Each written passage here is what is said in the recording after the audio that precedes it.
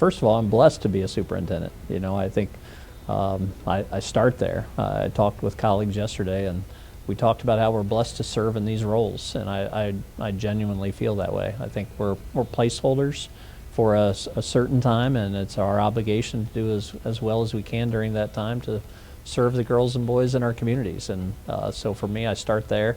I try to be. I'm probably more of a relational leader than other things. There are things that are important to me as a superintendent, but serving the people who serve our students is certainly one of the things that I start with.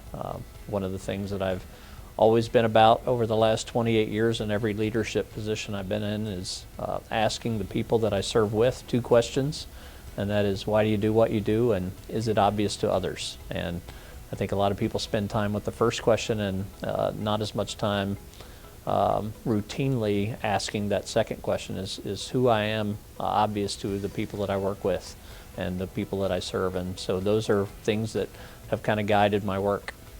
Wayne Barker has served as superintendent for 3 Indiana school districts: Bluffton-Harris Metropolitan School District, the School City of Mishawaka, and now Northwest Allen County Schools.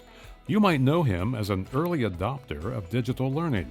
Number one, this started when I was the superintendent at Bluffton-Harrison Metropolitan School District. And part of the challenge that we had there, we were in a very bad situation financially in the district.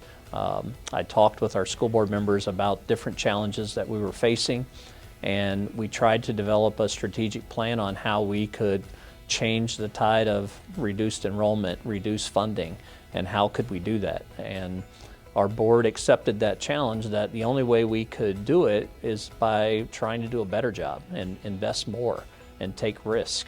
And one of the things that we decided to take a risk with was on technology integration.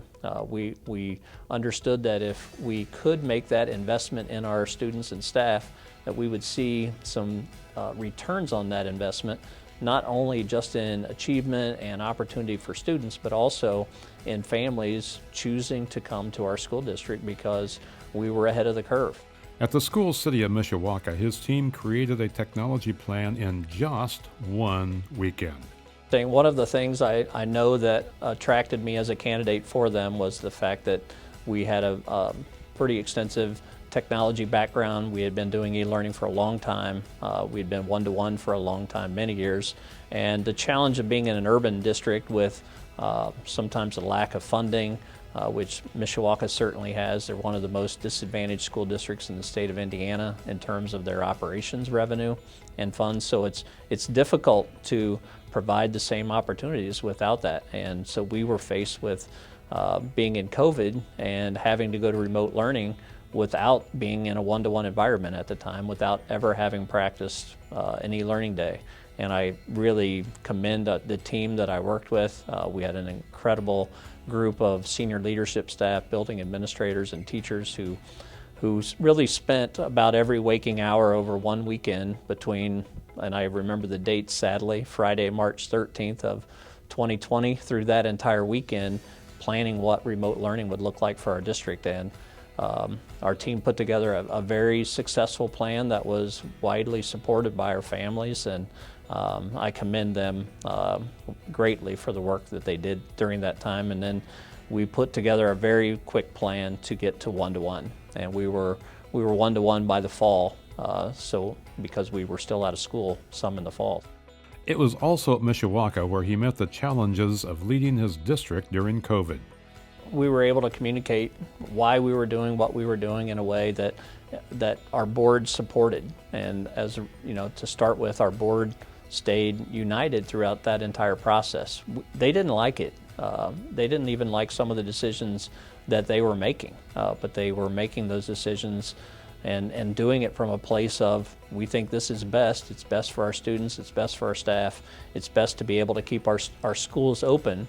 And there were times where we talked about, we don't want to do mask required, let's say, if that was what we were talking about. But we wanted to do that more than we wanted to close schools. In the summer of 2022, Barker became superintendent of Northwest Allen, the district where his teaching career started. I say a lot of times, it's my job to say yes and get out of the way. It's not always possible to say yes, but where I can and where it's possible, I certainly want to do that. I want to be a supporter of educators so that they can take the risks necessary to better meet the needs of kids. My coaching background without a doubt influences me as a superintendent. It's where I learned to lead teams and how to build teams and how to get people working in the same direction. And all of that experience, I know, undoubtedly helps me as a superintendent, because one of the things that I've been blessed with is great teams. Congratulations, Wayne Barker, Indiana's Superintendent of the Year for 2023.